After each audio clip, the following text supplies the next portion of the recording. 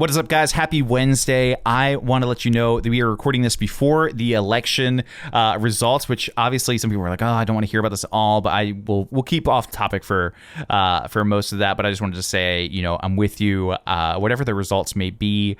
I love you. I'm here for you. DM me if you need me, whatever side you're on, whatever, which I know is kind of a privileged position, which I acknowledge. I want to be there to help you out and with you. So in other news, I launched my first product. I launched a customizable wedding guide template. So what my wedding guide is that we use here at Mason Photography is over 100 pages of inspiration, instruction, education, tips, tricks, personal letter from my wife and I that I give to every Mason Photography couple that books to help them have the best wedding day possible, but also a wedding day that looks and feels like a Mason Photography wedding. So we send that out right when they book. So we're kind of first in line as far as professional advice that they're hearing from. And it has made weddings so much easier, more fun. Couples do what we want timeline wise. They do first looks. They're down to come out at night and make some cool portraits. Like, you can really gear this to be whatever makes you perform the best. And I think that's the most fun about this. So I actually released a template to that guide for you guys to purchase last week, mpweddingguide.com. Over 100 customizable pages, 25 topics, right? So everything from first looks to timelines to ceremony tips, engagement outfit planning, stress-free family photo list, rainy day wedding tips, right? Day of reminders. My best feeling is when I walk into a wedding and my bride has brought her wedding guide with her, or my couple's brought their wedding guide with them. So really, really cool. Also has inclusive language for all couples, which is really important for us. We developed that over the last year just to serve our couples personally, because we know that if you're, in a same-sex relationship or, a non-gender conforming relationship and you see, the word bride or groom for somebody you've paid, right? That's the point. It feels weird. And my brides and grooms don't feel weird about hearing the other kind of language. So that's kind of the fun point of that. So we worked really hard on all the inclusive language in there. And honestly, it just makes life so much easier, stress-free. All of our weddings are really fun. Second shooters come to our weddings all the time, and they're like, why is this so much fun? So guys, really easy, really customizable. Launch week price, $199. It'll never be this low ever again, unless you're a Patreon. Patrons do have launch price for a little bit extra, which is great. So only if you're a Patreon listening to this can you get that, but that's ending Friday as well. Super easy. Swap out your images, edit the text, send this to your couples. You're also going to receive a bonus marketing video from me on how to launch your guide to past and future couples who are going to help do the social marketing for you. It's going to be incredible. So guys, I would encourage you to go check that out. If you are not sure about it, go to our Facebook group, togfb.com, and hear all of the people who have bought it already, all their progress, all the fun things they're sharing, togfb.com. Love to have you guys there. Now, today's guest, one of my good buddies, one of the favorite people I've met in 2020, Brady Clayton. You may know him from some of the cool branding videos of people like Lindsay Roman and Everyrup and Dr. Pepper and Marriott, and just he's insane. Or maybe you've watched his year in reviews. He is just a super fun guy. I talked to him about who he is, video, hard work, and then also talked about his first course launch, which I think was really cool. We talked about our products as we launched them kind of in the same time, and it was really valuable to have Brady kind of as somebody to ping pong ideas off with. So absolutely incredible episode. Without any further ado, here's my good buddy, Brady Clayton.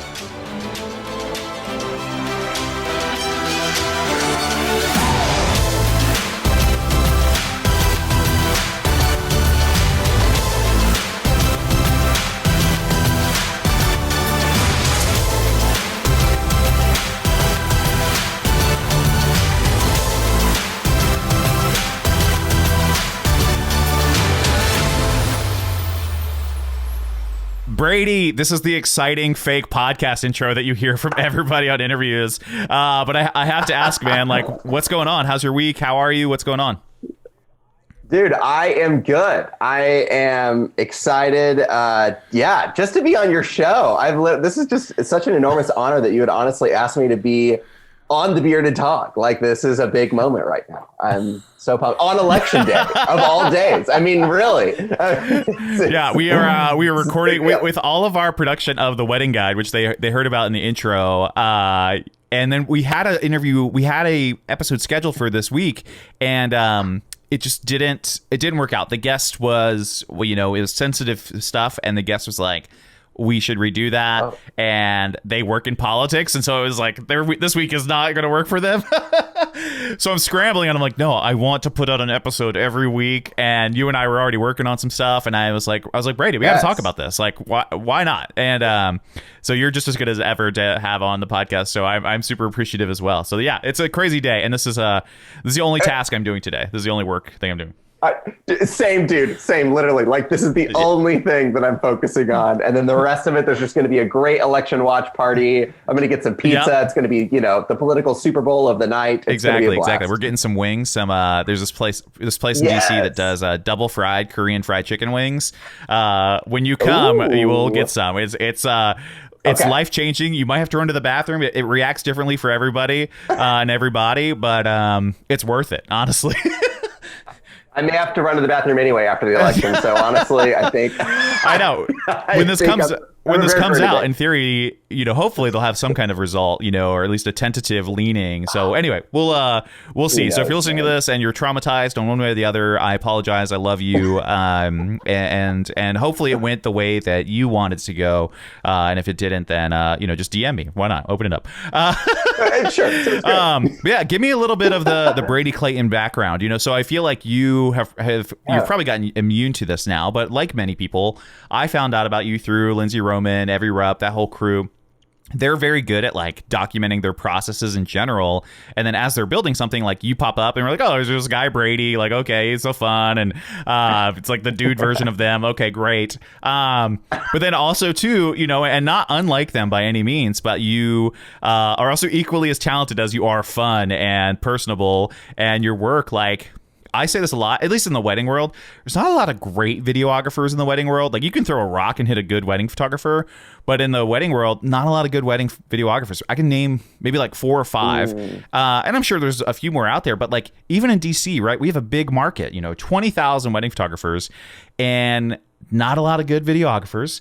And it's weird, and it makes weddings super weird sometimes, and it's hard for couples and all that kind of stuff. So anytime I see a really good videographer who like works their freaking ass off, I'm like, okay, I just need to know this guy just in case someday. And then it worked out. So all that to say, for any of the gaps that we missed, which I know there are a lot, give me the background on you. I know you used to work for some brands and you've done some really cool client stuff. Like, what's the Brady business background, the Brady life background? Where are you from? All that stuff. Totally. Well, ironically, I stumbled into this by complete accident, kind of. Like, I grew up, 10, 12 years old, running around with like the old 90s VHS cam, like video recorders, making home movies with the siblings. But at that time, social media hadn't been invented. And so, when I came to my parents and I was like, hey, I really want to do filmmaking, they were like, I don't even know if you're going to be able to get a job. It's hard to get into Warner Brothers. It's hard to make your way up, the totem pole of Hollywood and getting into traditional filmmaking, because social media didn't even exist back then, right? There wasn't even a demand or a need for video for brands on a marketing level through social media. And so I kind of wrote it off as like being like, okay, whatever. Well, like, this is something I had fun, having a blast with my siblings, making fun home videos, but I never thought that I'd actually eventually pursue it later on. And so the years go by, I forget about my passion for video. I get into, I mean, oh my gosh, my first job out of college, I got into politics, ironically. Did that for for a year, super unhappy, completely, like, I had this idealistic vision of this is what politics would look like, and it was the total opposite. And I got out of that, and then I worked as a marketing director at like a van dealership. I kid you not, that sold like commercial and passenger white vans. This is just the really random stuff. And then I was like unhappy in that, had an honest conversation with my boss, and he was like, I think your talents could probably be best served elsewhere. And I was like, what if I just revisited what I loved doing as a kid? I wish all adults would do that. What really made you happy growing up or in those formative years that just made you come alive? And so I revisited that question, and I was like, well, I love telling stories through video. I love creating stories that move, that feel epic, that just inspire people or move people in some way. And so I literally, my wife and I had just gotten married. she had like a little 5D Mark III camera and a tripod. That's all we had. That's a and lot so for your I first started, thing, though. And people listening are like, he started with a 5D Mark III? What the frick? That's a lot. That's awesome. Well, it's like a 12, 13-year-old camera now. And so like I literally just had that little camera and then the tripod. I didn't have a stabilizer or anything. I literally would put the camera on the tripod and then like move with the tripod. Like that's how dumb that was. And so I just jumped cold turkey into it, knowing that I couldn't fail because I had bills to pay. And so I took a massive risk. I had no clients. I had no book of business, nothing. And it started in the real estate industry. I started doing property tours and videos, and then word of mouth grew. One thing led to another. I finally started working with people who had larger platforms, larger following, and then that snowballs. I mean, you know, that's just how business works. And since then, I've been blessed to, work with brands like Dr. Pepper and Marriott and do shoots with Getty Images and shoot for big YouTubers and, large influencers and brands. And it's just a blast. Like, I love, honestly, I get so excited looking at whatever client I'm working with and seeing how can I tell this story differently, because that is what makes me come alive. And actually, I don't know, this probably isn't going to be controversial, but I just feel I could not stand filming weddings. Like the first year or two that I got in, I had to film weddings because usually that's all videographers have to film to make a living because they're so reliable and consistent. But creatively for me, it just sucked the life out of me. I was like, I can't figure out how to tell the same story over and over again from a really perspective, unique angle. And so there are some people that love filming weddings, and that's what makes them come alive. And I love those people, and I say, go for it. But for me, particularly, it just wasn't working for me. And so I had to get out of that and really start looking at on an individual basis, creative story that was wrapped around the brand or the person that was launching a product. And it was always different. And because I'm an Enneagram 7, I thrive off of like, I want constant change. I want constant, like new, I want new, right?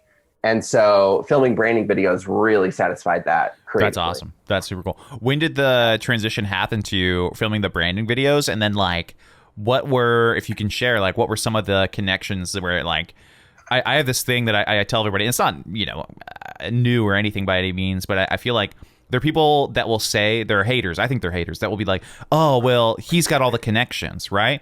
And they'll say that. And then there's people, and those same people will look at a different set of humans and say, oh, those people have talent. And I think the reality is that, like, connections are only good if you can keep making them, and then you only keep making them by having the talent, and it's like, it is like this leapfrog, this ladder, whatever. And you're one of those guys, right? Where it's like, okay, new light got shine on the same person, and then you get a new opportunity, which I think is really cool. Yeah. And people look down on that, or they don't. They're like, they see it as just a connection. We're like, no. Like, these people would not have hired him if he didn't feel like it was a good fit. So tell me, if you can, share a little bit about how long you've been doing the branding videos, and then like some of that, like the leapfrogging, we'll call it, or like where people had exponential value for you to do their product, if you will. Totally. Okay, and I'm so glad you brought up those people, quote unquote, those haters. Gotta talk about the haters.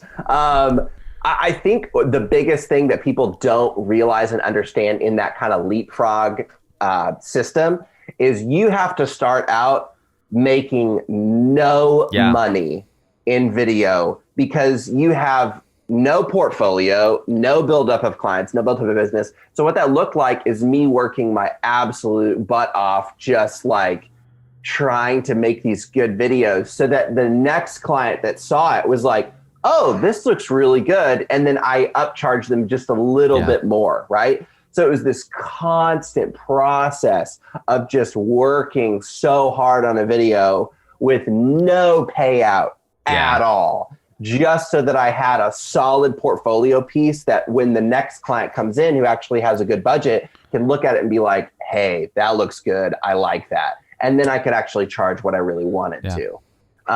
And so that process lasted for, oh gosh, at least 3.5 years of just like slowly, incrementally raising my prices. Because that's what people don't understand. They're like, oh, well, you had the connections or you have the talent or whatever. And you're like, no, you don't understand. Like you have to work so hard to finally produce a portfolio that people look at as being really valuable that they're actually going to want to hire. So I don't know if that answered your question, but I think kind of to talk about the leapfrog of branding videos. I knew I finally I was getting close when, I think the first branding video that I did was with Evie and Lindsay, Evie Rupp and Lindsay Roman. And it was kind of, it was a kind of a bigger epic launch for their course. And I was like, man, that's the video that I want to do. Like that's the kind of visuals that I really want to portray. But you can't do that in real estate. And you can't do that in weddings. Like that's a completely different environment. And so, then clients would see that and they'd be like, oh, I really love that. I want you to do that for me. Then that gave me the opportunity to make another one with a different spin and a different creative twist. And so that kind of compounded interest its way down to where I'm at now, which is where I only exclusively do branded videos, which is, it feels so good. Occasionally I'll do some random off the wall stuff that isn't branding video related, but for the most part, it is all incredibly story driven videos. No, that's super cool. I mean, I think people don't see the grind. And then I think too, that's something I learned poorly and only know now that my business is successful, ironically, but it's like I would have gotten there a lot quicker if I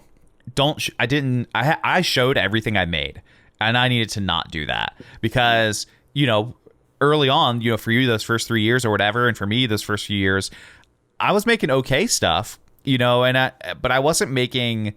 It was like obvious, of course I wasn't making the, $10,000 is like the benchmark in wedding photography. And it's like, I wasn't making the $10,000 weddings because I wasn't shooting $10,000 work and I wasn't a $10,000 brand.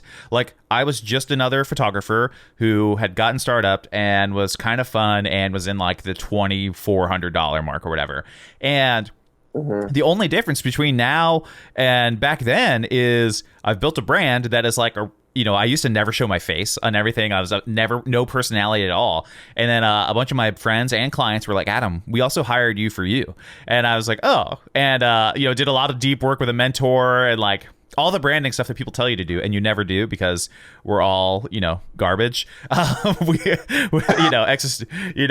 follow man. True. No, and so like And now, the work is like a little bit better and my workflow is better, but it's like, okay, now we're hitting those $10,000 weddings, more often. And it's, it doesn't feel like much changed other than we just worked our butts off, and we just had to do, I think we've talked about this because we're developing something as well on the down low, secretive is, my Mason photography is my 19th job, like cutting grass, slinging games at a carnival on the boardwalk, to making not sandwiches, they're called roly-polies. I was making sandwiches called roly-polies, to working at Moe's, to working in the IT department of my college, like all of these, none of these things that I want to do, right? And it's a long grind, and I think people are the big vision I want people to get, right, and you want people to get, is like, it is worth it once you get there. Like, the light is there, at the next summit you can breathe and you can rest and enjoy and have fun. And there's this graphic I always think about that is a guy wanted to swim across the Atlantic Ocean and he swam halfway, got tired, and swam back.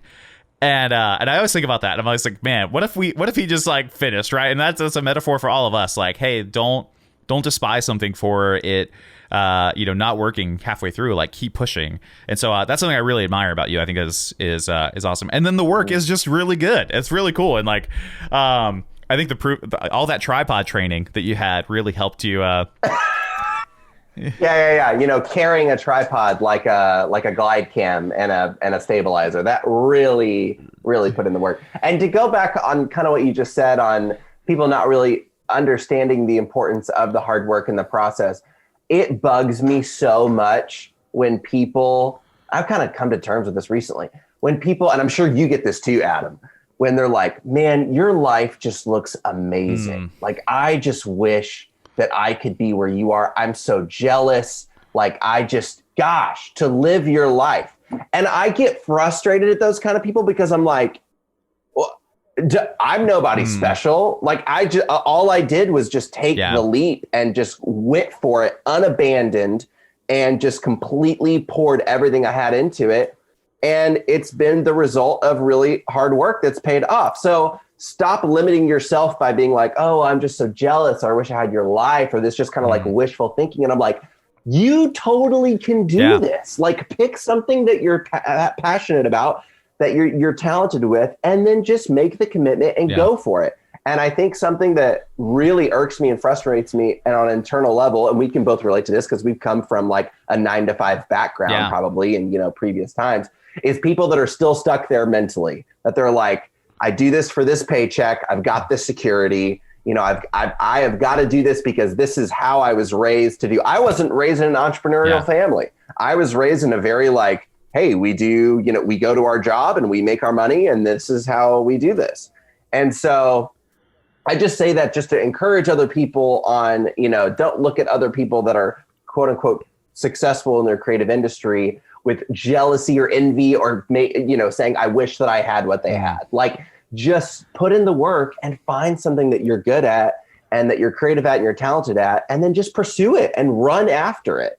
And that's like a frustration that I have, but also like a longing that I have for people that come from that kind of perspective. Yeah. No, I mean, obviously, we know, a little bit of my story. It's like raised by a single mom, kicked out of college, in a small town. Like, I didn't see a Best Buy until I went to college. Wasn't even planning on going to school. And, it's one of those things where that was a connection, right? Like, I got a full ride scholarship to my college. So I got the connection, and then it was time for hard work and like working on anything, and then got kicked out. And it's like, oh God, the buck really stopped there. And we were nervous, but it's like, now I live in DC, right? And it's, we've talked about this, 20,000 photographers, so that answers the question. Somebody just joined my Facebook group today, and they said, I'm having a problem with my market being saturated. And this is my preaching moment. The market is only saturated when you're trying to be like everybody else, like, do fish think the ocean is saturated? No, because they're fish. They're trying to be fish. They're not trying to be water. If you're a water molecule in the ocean, then it might be saturated. It's wet. Water is inherently wet. Yeah. If people want to know, but what it's like. That's good. It's just people. The market's only saturated when you're trying to be like everybody else, and that's what had to break apart for me. I had to give myself permission to say, okay, like, are there couples who need what I present? Are there influencers that need what you present? This kind of energetic, fun, personable, but still, cool and powerful. And it's not boring. It's not talking head. It's not like, hello, I'm Adam, and this is my course, or whatever.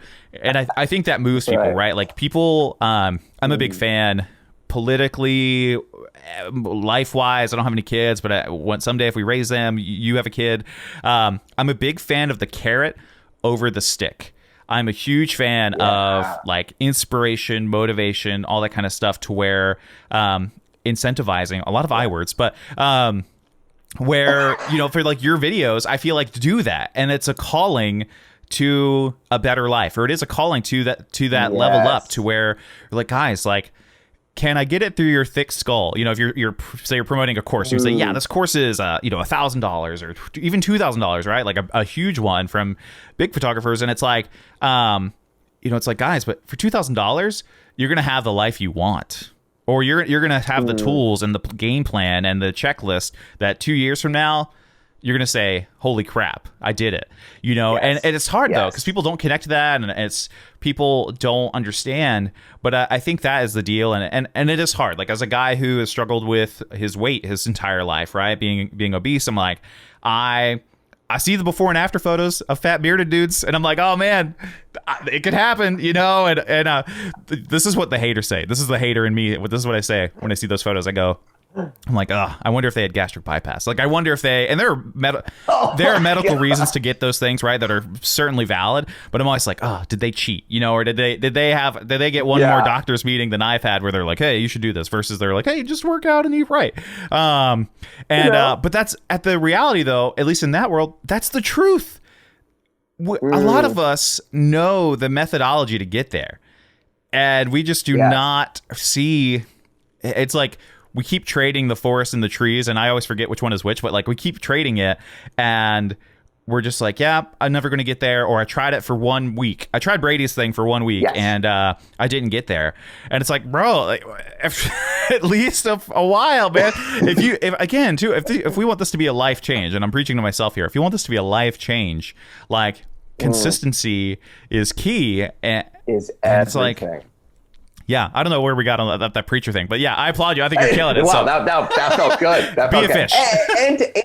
And to know and realize that, not everyone sees the behind the scenes of your day-to-day life, yeah, right? Like, not everyone sees the behind the scenes of mine, like all of the it's not all glamorous. Yeah. It's not all what we post on our stories and like on our feeds and everything, and there's so much behind the scenes work that goes into a simple launch or a simple video or whatever, where it's just like, oh yeah, that was cool. Like, you have no idea how frustrating it is to spend hours and hours and hours and hours and hours on a video that someone is going to flip with their right thumb on their screen, watch for a couple seconds and be like, and keep flipping past.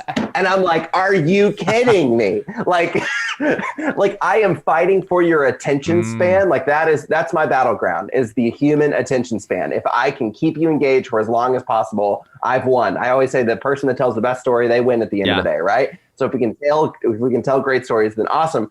But like, that's literally, I sweat and toil over keeping people's attention spans long enough. And, if you'll just watch and finish that video and be like, yeah, that was good. And you move on with your life. And there went 72 hours of my day trying to figure out how to make a video, right? Yeah. But that's true, though. There's so much hard work. Man, like, when I think about it from the videographer's perspective, like, from the photography perspective, like even on Instagram, we'll use Instagram as you'll see your likes versus impressions, right? And so impressions is like how many times they showed it, right? So you have a photo, at least for me, it'll be like 100 likes, right? Like, okay, great, I hit 3 digits, this is great. But the impressions will be like 1,800, or even if it's 1,000, right? And you're like, oh, right, 1,000 people scrolled by this and didn't think I was worth the double tap, but at least they've seen it. But for video, they have to see like, 90 seconds times 24 images per second. They have to see all of that. And so like watch time is like your lifeblood for sure. I think it's like, listen, that could be your marketing too for other branding. Is. Like, guys, people finish my videos. What's up? Yeah. Be like, that is the biggest compliment whenever someone leaves a comment and they're like, oh my gosh, I literally watched this entire thing. And I was like, great, awesome. My year is made.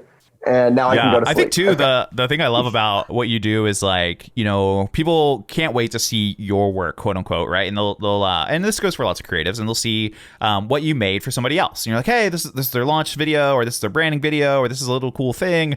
But then I think the one thing for you right now, and I hope that this doesn't go away, that I hope you prioritize this, is like the personal work, right? Like, I think you released it on Christmas Day or New Year's Day, like your Christmas video where you did a Wolf of Wall Street impression. And that was incredible, right? And I was watching that all the way through, every detail. I was like, what in the world?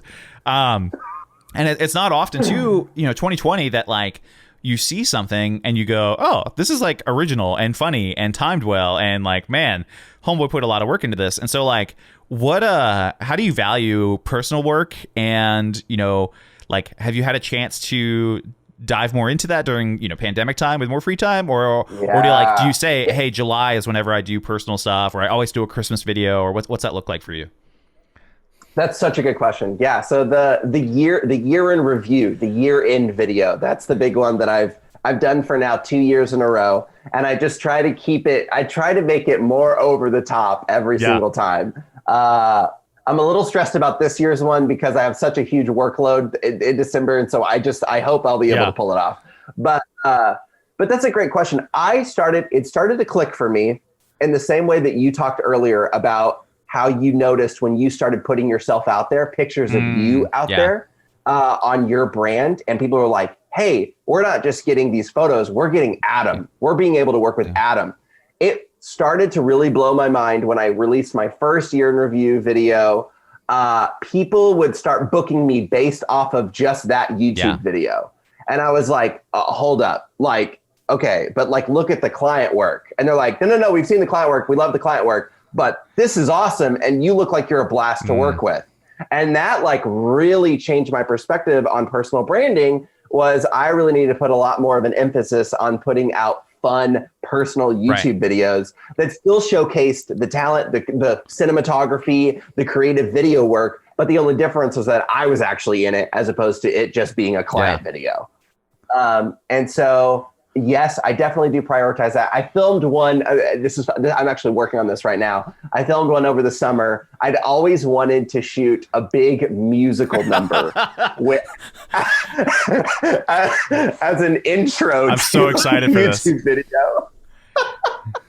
And so I got like 15 people involved. Yes. And La La Land is one of my favorite musicals of all time. And so I won't give too much away, but there is a massive coordinated, synchronized La La Land sequence that happens at the beginning of this next YouTube video that's coming out hopefully soon.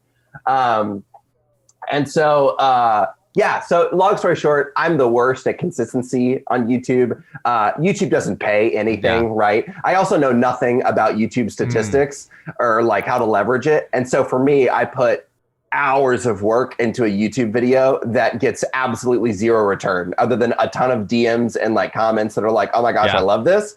But then that wears off after 24 hours and you're like, well, that was exhausting. You know what I mean? And so, so to answer your question, I am prioritizing it more, the personal content, just because it establishes for the person visiting my Instagram for the first time or YouTube or whatever, like, oh, I not only want to, like, I love the work's great, but this guy looks like he would be an awesome guy to work with and make a video with, you know? I believe there's a huge value in that, in putting out just as much personal content as you do client content. Yeah, that even just that ratio of like, hey, 50-50, you know, I think is something a lot of people don't talk. You know, whereas like the other advice would be like, hey, put out one photo on Instagram per every 9 photos of your work. And you're like, no, like you need to put a lot. Or if you go to people who've transitioned into other brands, you know, Lindsay, Evie, other people where, the last 27 million photos are of them, you know, or their family or their vision or their kitchen or whatever. I think too, like, people buy from brands they know, like, and trust, right? And oftentimes it was like just the know and the trust.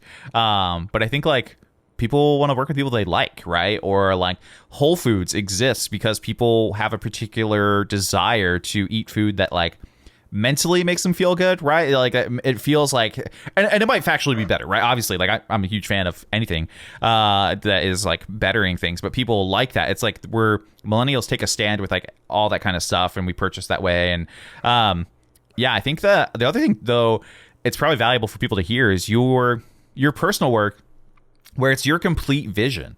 So when clients see that and they say, okay, yeah, I obviously want to work with him too. He is very fun, and look what he made when we gave him control, you know, and that's the creative's dream. And you got that not by creating for somebody else necessarily, but by creating some personal work. And creatives don't think about that. And it's like, no, like show them what you were passionate about. Like I remember I shot my first like night portrait of a couple, and my vision and my hero's vision has always been that weddings are my personal work. Like that's where I do what I want to do in life. And so it's been kind of fun, but I'll still shoot something that's like just for me. And I remember doing like just a basic night portrait. There was probably like some cool LEDs or something. And I was just trying to make something weird. That's my goal. It's like, I just want to make something that is like, either we're at this really pretty venue and no one's ever made a video, photo like this, or that just is the opposite of their normal stuff, or that maybe they're excited about any of those things. And then people started hiring me for that, and they're like, oh, this is cool. And I'm like, well, yeah, this is what I wanted to do. You know, I got the list from mom, or the couple, even back in the day when I wasn't taking quote unquote ideal clients. This is after we did everything they wanted to do, and I said, all right, let's step away from the gazebo for a second, and and let's go out at night or whatever. And that was valuable, right? And like people see your passion, or like at least in DC, if you look up DC wedding photographers, you don't see a lot of people dancing or receptions. Whereas me, that's like half my blog posts. Like I love that. And it's just fun. And that's when like people are at their peak emotional moments, and there's like just debauchery, fun, craziness happening, when people are being themselves, right? Like I always say alcohol is Yes. a teammate of mine, and so Yes. like I don't drink personally, but he's always on my team, and so people, it's just kind of that thing where it's like, hey, you have to like keep pushing this thing where you want to create. If this kind of goes back to everything, if you want to be happy, like if you want to be, this is kind of a joke, but if you want to be fulfilled, right, is like doing the work you love, making what you want. Could you make more money? Probably. Going back, throwing in some real estate gigs, doing some Marriott stuff, like probably hooking up some brand activations, right? Could I make more money shooting like luxury? Could I come off as this cool, suave guy that's mysterious? And I'm just like, yeah, that's not for me, right? So I like try to find that ground where I can be happy and live that life that people say they want to have, where it's like, yeah, I just want to like vacation, once or twice a year, and like have the freedom to be like, okay, I want to take off Tuesday for election day or whatever, Right. Like very, very basic things, or like upgrade the Airbnb, for when we're going to Montana for the first time or something, I don't know. My goals are simple. Right. Yeah, my goals are simple. Well, and you touched on this so perfectly just a minute ago, where you said, I really thrive whenever I create for myself. I've realized that to prevent burnout, the biggest key for me is to create for myself. Yeah. So like when I'm in the freaking, I don't even know what I'm about to say. Like when I'm like just zeroed in on work and I've got an enormous load and I'm feeling that burnout, if I start creating something fun that's just for me on a personal level, like for example, creating the year-end review video or like the YouTube video, I get that energy again, kind of in the same way where, you take your own creative direction. You're like, you know what, we're going to do something a little bit different. I'm going to create this just because I want to do this. And that's what keeps you still just inspired and creative to keep going. And I realize that the longer the time goes by without me doing those things, the more prone I am to just spiraling into burnout, because I'm so busy all the time. And so that helps a ton. Yeah, just to go back on what you were saying there, it just helps a ton to create for yourself. I love that, because it's like it's hard, because once you start creating only when you get paid for it, it is cool, but then like you're no longer, it's like you become part of a system, and then you're like, okay, like I need to break out of this, or like I never, this is a photo example, but I never shoot landscapes. I don't think I'm that good at it. Like I try when we go on vacation to like make something, or like, either stay up late at night or get up early and like try to make a cool photo, right? That's all I'm trying to do, and like put it on my personal Instagram and be like, hey, but I suck at it, and like I need human beings for my photos, but that's like one of the things where I'm creating for me, and it's like a different process. Like this weekend we're going camping, and I'm super excited about it. It's gonna be great, and I'm bringing like my ND filters, which I never use, and I'm bringing my telephoto with my extender, which I never use. Like there's no use for weddings in the city for 400 millimeters at all, and we're gonna bring it, and you're gonna bring like the fancy tripod that I've had for 10 years and never use, and I'm excited. Like I'm so pumped, and I'm like, yeah, we're gonna get weird, and I'm gonna make something, and hopefully it'll work, and hopefully it'll be cool, and it's gonna be cold, and you like sit with the tripod while you're waiting for this 1 minute exposure. Perfect exactly. moment. You're just waiting for something to happen. But that's fun, and that's what people need. I think too. It's you have to have something. But switching gears a little bit, you being so involved in like the education market now and branding and people releasing kind of educational content, it was only a matter of time before you would release your first piece of paid educational content. And so you just closed up the launch, so sorry everybody, but we will link his wait list in. We'll talk about this, but you just released Pocket Cinema, this awesome mini course on cinematography, editing audio, everything from your phone. And so tell me a little bit about that, and then how did the launch go? What are some things that like you're like, oh, that would have been a no-brainer to do before the launch? Like what did you learn along the way too?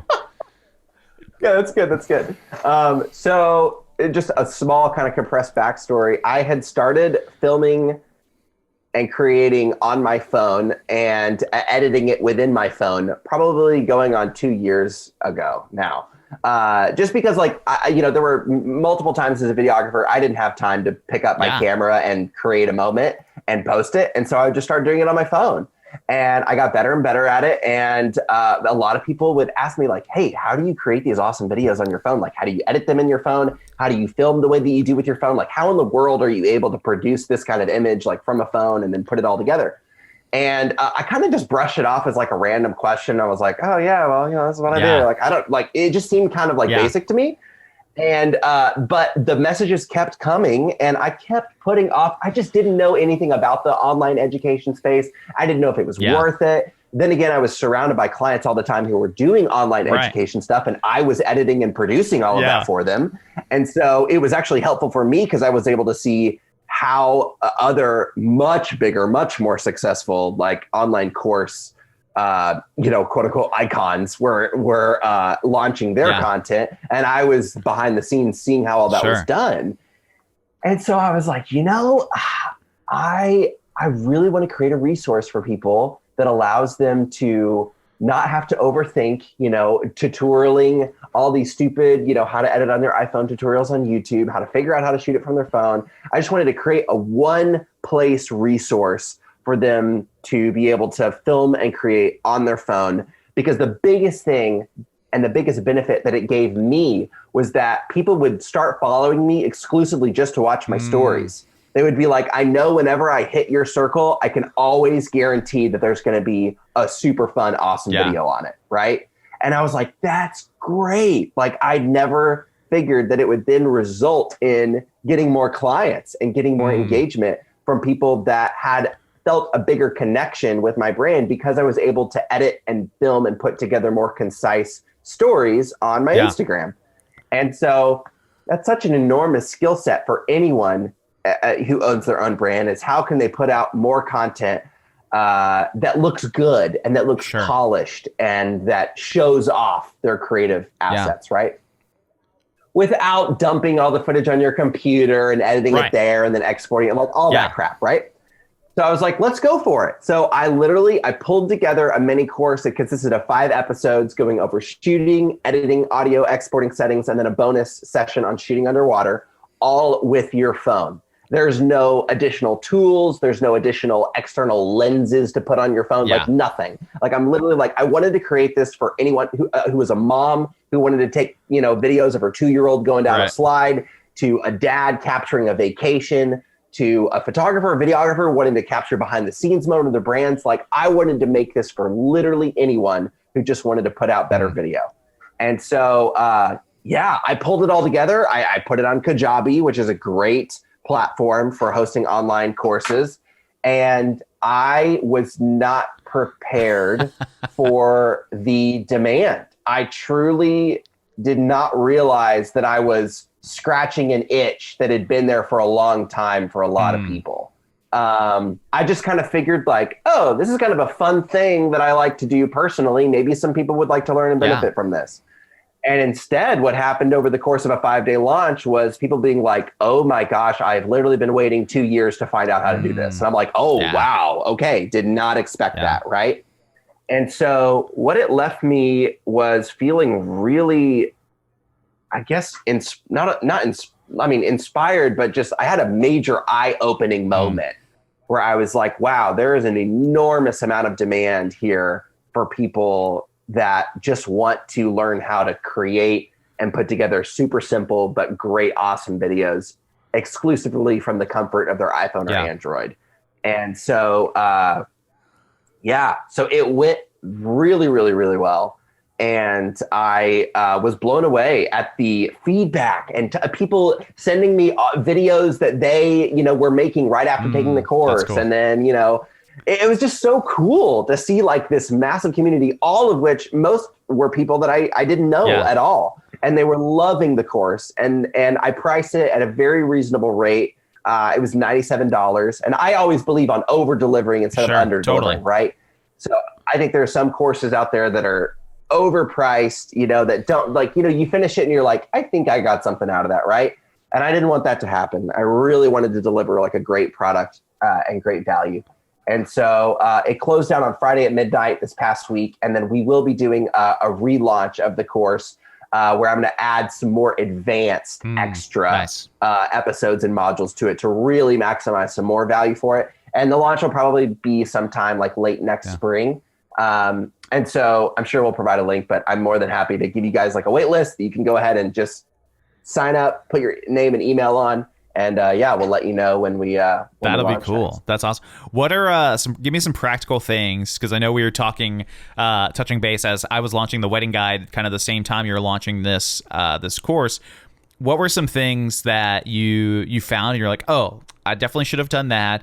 Oh, that wasn't as important, like what were some of those things that maybe you figured out? Or are you a mailing list guy? Like, do you have a mailing list now? Do you have, any Facebook ads? Like what's been your process?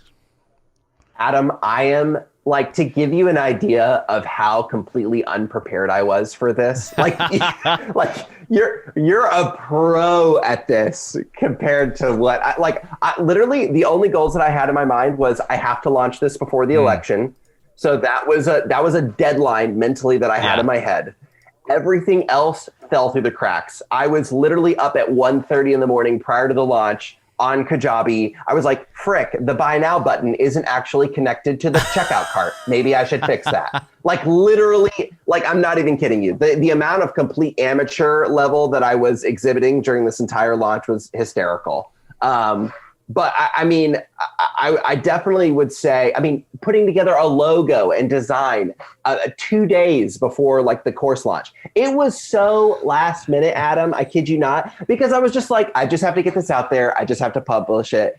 And then it just took off once it actually got launched. I did a terrible job hyping up the course. I literally did like a 3-day countdown before the course launched. Like I didn't even like allude to the fact that it was happening, a couple of weeks in advance or whatever. So I don't even know if I'm the right person to actually like deliver notes or tips on this, just because I think I did everything wrong. But I'll definitely say that I think some practical things that I learned through the process was really making sure the landing page and checkout page seamlessly flow together. You really like your layout, picking your colors, all sorts of stuff. Another thing that really confused me was I didn't have like a software or tech support team other than Kajabi. So I was getting a lot of emails on like, oh, hey, like we can't find our login or user info, right? And having to deal with that personally, that was a big thing that sucked up a lot of time for me. But overall, it went over super smooth. Another hilarious thing was once it closed down at midnight, I forgot to switch the link out of my bio to the new updated link. Nice.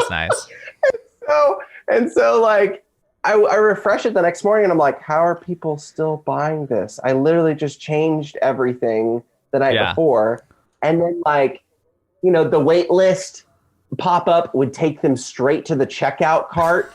And so even though they would get on the wait list, they would still be able to buy. Like, Adam, I kid you not. Like, I'm the worst person to take advice from on how to launch a course. So all that to say, to anyone that's launching a course, you're going to do a lot better than I did, because I was just trying to figure it out on the fly as I was going. But overall, it was super smooth. Awesome. That's really cool. Yeah, it seems like, people... It's valuable to have like a course person or a buddy, even just a Kajabi buddy, just be like, hey, like I'll make all the content, like, trust me, I'll write all the copy, but just please like help me make this be at the level that I want it to be at, which is tough. Especially when, like you said, like you work with, education icons, right? People who are very good at this, all this kind of stuff, to which part of me is like, can you hand over your people? Like, we need some support. Can we rent your support team for a launch? I know, dude, seriously. Like which is why I'm so excited for the next launch, because I feel like not only one, I'm going to be able to add so much more value to the course, but it's just going to be so much more streamlined. It looked great on the surface from a purchase, like from a buyer's perspective, going through the landing page and the checkout and all that. But I just know there were so many behind the scenes that I just really felt like I wanted to get a better grasp and handle on the next time around. No, totally. Do you wish, do you think this wait list would help you? Because I feel like what we both did, and I didn't know this, so this is not like Adam's terminology, but we both launched to a warm audience. We both launched to people who were already interested. And there are benefits to that, right? You know, where you're like, okay, yeah, it hopefully people bought, which is great. But it's, you know, we see all these other people who, okay, yeah, they've had a mailing list for years, you know, or they've had, they're consistent on Instagram, which I know when you do come on, you're consistent, but there are times when maybe you're not coming on every day, right? And same for me. And it's like, oh, for me, I always have that like hesitation, like, oh, this could have been better if you did this thing, which now, like, as I'm creating things, I'm trying to put in all the effort so I can say like, oh, I held nothing back, you know, which is hard, but yes. Yeah. Are you thinking about any of that stuff? I agree. I mean, I don't know, man. I think like, are you just trying to keep it simple? I am just trying to keep it simple. I think the one thing that I may a little bit be worried about is, oh, what if I exhausted my audience? Yeah. Like, what if this launched? Like, what if no one's going to buy again because they were a warm audience anyway? And they were like, hey, I got it. Like, and I also now have another thing that I sold with Pocket Cinema is that now that you purchase it, you get all updated versions of the course for free, which is not an obscene thing. Like, people do that all the time, right? But I think so I am a little interested to see how that plays out with the next launch. But at the same time, I think the skill set of learning how to edit and shoot on your phone is such a broad, broad skill set for a lot of people. I'm possibly interested in actually exploring, instead of organic warm audience marketing, starting to look into paid promotional ads on Facebook and actually getting into some more strategic ad launches, because I feel like there's such a huge audience for this particular kind of learning. Like, if you could market to people who just bought the new iPhone, that would be insane. Like, if there's somehow, like, we don't need to know who you are or where you live, but just that you like the new iPhone, or maybe you bought the new iPhone or something like that.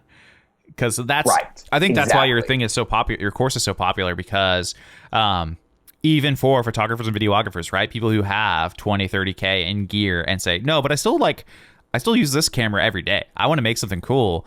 Right. And then you have the non-professionals who are like, I also use this every day, and the cameras are getting insanely better for them, right? To them, they're like, oh, I get an upgrade every 2 years or whatever.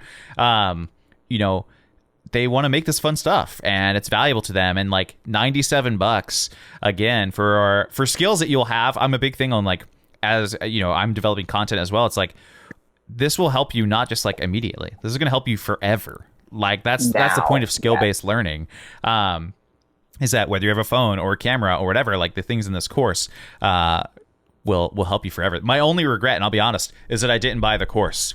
You know, because I want to see behind the scenes a little bit. I want to see, you know, what's Brady do, and you know, maybe I'll just adopt 2021 a Brady Clayton Instagram story style, and or actually maybe we'll start in a few weeks when we start filming something else. There you go. With some fun things. But awesome, man. That all sounds incredible. I would encourage everybody to join the wait list, just to go check out your stories too on Instagram. It's fun. I think that's it's inspiring, and it's like a good time. I think it's a cool thing. And then you're trying to just hopefully live a life that people want to have. So, well, and to go back to what you said earlier, like, as far as like getting the skill set that they're going to use forever, the importance of video is only becoming more and more and more important on social media, right? It is dominating. So if you're able to really create and like learn how to create great engaging content now, like, it's only going to continue to exponentially pay off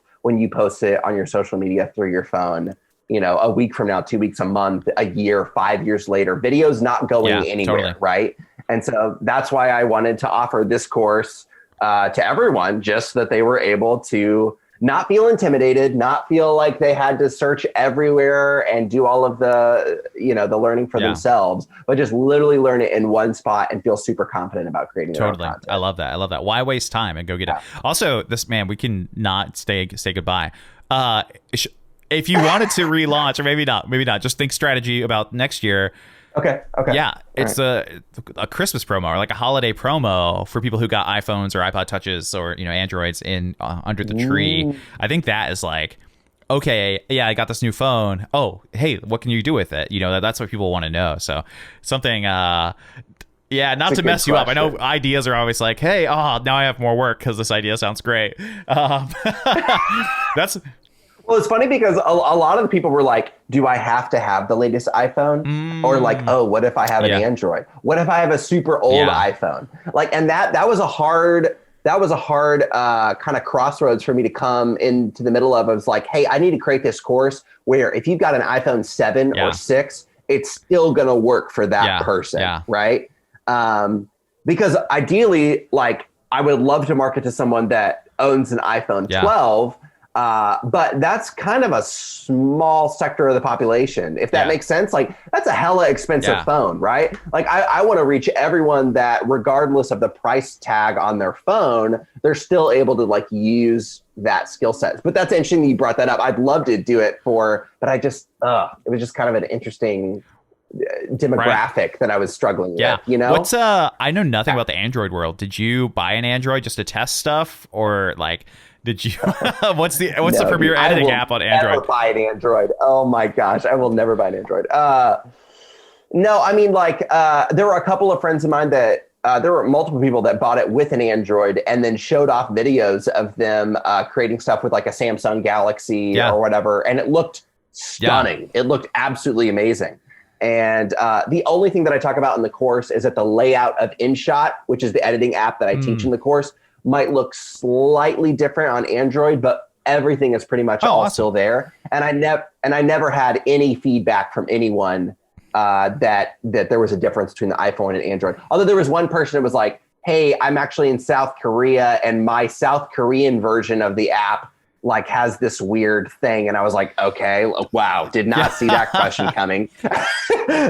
So we were able to figure it all out. But for the most part, there hasn't been a major overlap in between iPhone and Android. That's awesome. Yeah, I was curious about like the editing app, if it was both for iOS and Android. So that solves a lot of your problems, like, from your perspective of like, hey, this is my tech support, because everything else is like principle based, probably. So so that's really cool. Awesome, man. Well, hey, we'll link to the wait list if you guys want to check out Brady's course when it launches again with more content, and link his Instagram. Anything else you got going on? Anything else you want to share with the people? What can people do to come find out and get some more Brady? Yeah, I would love to connect with you guys on Instagram. Like, please send me a DM. Would love to chat with you. Just add me at Brady S. Clayton on Instagram, and I'm super active on DMs all the time. I just love people. I love chatting with people. So shoot me a DM. Tell me that you hung out on the podcast, and I'd love to meet you. There you have it, folks. Brady Clayton, one of my favorite human beings that I've gotten to become friends with this year. It's so incredible just watching him transform his business and kind of blow up, like we talked about, with the connection meeting the hard work and the effort. I think that story is incredibly valuable. I think launching his first mini course, right? Like, guys, if you want to launch just something, what I've learned this week in launching the wedding guide and talking with Brady, we almost texted every day about his launch as well. $97, 5 modules on just some stuff. Like, guys, if you wanted to step into the education space, I think a lot of people feel like, it's saturated. But again, as we've talked about, it's only going to be saturated if people are doing what you're doing. So just do something different. Do something that feels like you. For us, it was releasing a modern wedding guide with all-inclusive language for photographers who are trying to level up their brand, right? Versus, the old school wedding guides where it was kind of light and airy, bridegroom language, wasn't really applicable to modern couples, So think about that. Listen to this episode multiple times if you need to. If you have not joined our Facebook group, I would encourage you, togfb.com. Come join the Facebook group. It's going to be a great place where we have free workshops, and it's going to be awesome for you. Secondly, if you have not purchased the wedding guide, is only 3 days left. Friday night at midnight, launch pricing ends. mpweddingguide.com. All right, mpweddingguide.com. If you want to take a look at it, buy it. It's going to be launch price. It'll never be this cheap ever again. Also, as we mentioned at the beginning of this episode, we are no longer doing mentorship for the foreseeable future, and purchasing a wedding guide and mentorship is the last chance to get it. So if you have not done that already or just want to go check it out, mpweddingguide.com, I would encourage you to do that. I love you guys. Have a great day. Keep being awesome.